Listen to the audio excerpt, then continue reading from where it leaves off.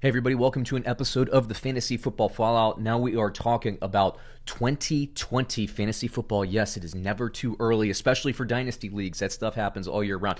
Now listen, I am still in the process of writing my Fantasy Football Almanac and Draft Guide. I have basically done all of the stat work. I kind of get in there and look and project how those stats apply to the 2020 schedule and everything, which I'm currently working on. So I did want to start, though, the fantasy football content. So I found a nice article from Fantasy Pros, Jeff Lambert, 4 dynasties. It's entitled 4 Dynasty Players to Acquire Before Free Agency. So if you're in a Dynasty league, people you're trying to buy low on. If you're interested in this article, by the way, you can see it in the comments below.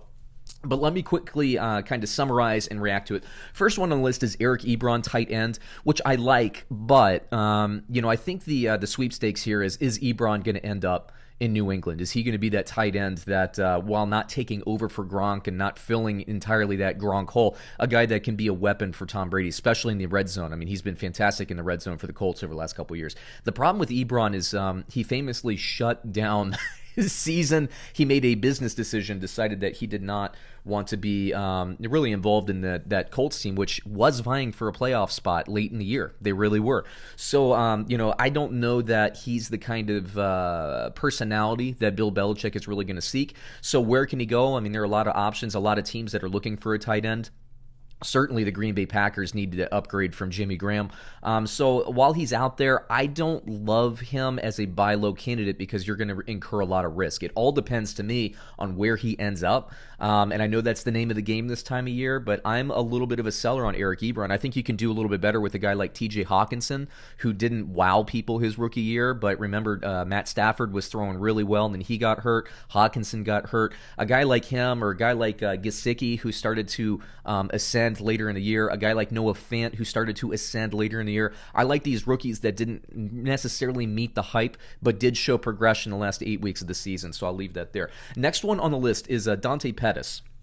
Wide receiver, San Francisco. I think he was projected as kind of a sleeper or a breakout candidate prior to 2019. Of course, we saw what happened. The 49ers traded for Emmanuel Sanders. Bourne, kind of blew out there, at least as the third receiver. Deebo Samuel obviously came in with a lot of hype and met those expectations, I think, for his rookie season. Now, the argument here for Dante Pettis is that Emmanuel Sanders is going to go. Marquise Goodwin fell out of favor with the organization. But I think that we're forgetting that the 49ers drafted Jalen Hurd. Jalen Hurd was injured for all of 2019. Coming into the season, when I watched the rookie tape of all the wide receivers and everything drafted, I liked Deebo Samuel, but for the Shanahan offense, which I've been following for years and years for reasons. If you can see that Redskins helmet behind me, I wouldn't call myself a fan anymore, but I know the system very well. I watched it in Denver, of course, fantasy football. I mean, they sprung Terrell Davis and Clinton Portis, a number of running backs. I know this system, right? Ed McCaffrey, Rod Smith did well. Garcon in Washington did well. This system, I don't think Dante Pettis is the guy. I think Jalen Hurd is the guy because he's a tall possession-type receiver. I think he's going to be the primary red zone target in the next 2 to 3 years. I could be wrong on that, but if I'm going to bet on a San Francisco wide receiver, while I like the possibility and the potential of Dante Pettis, he has been healthy for 2 years now and hasn't done anything.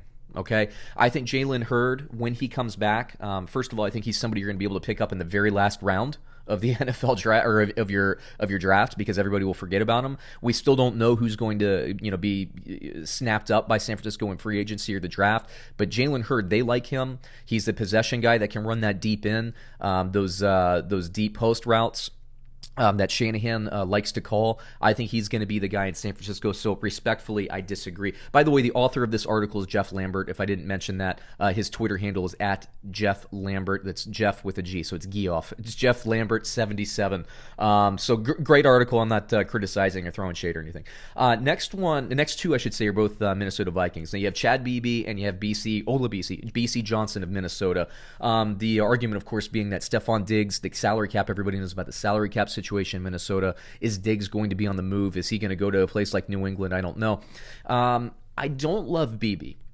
I don't love Beebe because he's been there for a couple years. I know he's had some injuries. I don't know that he's the guy. However, It's interesting that their offensive coordinator, of course, Stefanski went to the Browns, and Kubiak is now taking over as the official offensive coordinator instead of just being a consultant there. Kubiak likes a slot receiver to use that as a weapon. Remember, this is that same Shanahan scheme that we were just talking about. Kubiak ran it for years and years in Denver with Shanahan, and of course, as a head coach with the Texans, a head coach with the Browns, not the Browns, the Broncos when they won their Super Bowl, and he had a really nice one-year stint with the Ravens as an offensive coordinator as well. This offense is going to be able to throw the ball. Chad Beebe, I don't know that he's the right fit for that scheme. BC Johnson is the one that interests me. No, I still think Minnesota is going to add in the draft. We'll see what happens there, obviously. But BC Johnson is the guy that when Thielen was out, he kind of stepped up to be that second guy. He strikes me as more that mold to be that receiver down the field and, again, running those deep ends, those flag routes, the deep posts, all that stuff. I say BC is a really nice target, and you might want to try to cash in on Diggs, because and it might be a long shot at this point, but if Diggs somehow ends up in New England, while I don't think this is going to be Randy Moss to New England level, I don't even think that maybe it's Wes Welker getting traded from Miami and going to New England. I don't know that he's at that level. But he's going to be nice. He's going to be a nice player for them, or any other team that thinks, hey, I'm gonna invest a first or second rounder to trade for Diggs and take on that contract. So I like Diggs, certainly, and given what he produced last year, I think owners will be a little bit down on him. A change of scenery will do him some well. And by the way, Kubiak in that system will do him some well, and a healthy Adam Thielen on the other side of the ball will do him some well. So even if he remains with the Vikings, I like him, and I think you can get him for lower, 50 cents on the dollar at this point. BC Johnson is the swing for the fences type thing. You probably get him for a low draft pick value, and I think that's a good one, regardless of whether or not Diggs is used. I think BC Johnson's role in this offense will grow. Chad Beebe, I think the odds are less for him, but we'll see how it goes. I like his talent. I like him as a player. I just don't know that he's a scheme fit. Could be wrong on that, but there you go. So in summary, if I'm going to go after a tight end, I like some of those rookies that I mentioned earlier, or ascending rookies, I should say, like Fant and Hawkinson in their second year. I like a guy like Gesicki to do even a little bit better this year in Miami than he did before in the new Chan Gailey system. BC Johnson I like quite a bit. I think Diggs is better, even though he's going to be more expensive. I like him better than swinging for the fences with Chad Beebe. And if I'm a 49er, if I'm investing in the 49ers, I like Jalen Hurd. I like him as the buy low option, the buy super low. I'm talking like 1 cent on the dollar low, or use him in a draft or something like that. So there you go. There's my analysis. my reaction, my rebuttal to this Fantasy Pros article. My content is going to be coming out very, very soon. It's almost ready. I'm writing the book, and then once that book is kind of done in the draft mode, we're going to start releasing those on the network as well. So be sure to subscribe. Be sure to like. I do a lot of different stuff, a lot of, not contrarian, but I take a different approach, and it works really well for my listeners and my readers and all that stuff. So check us out. Hey, at least it's another opinion to throw in the mix, right?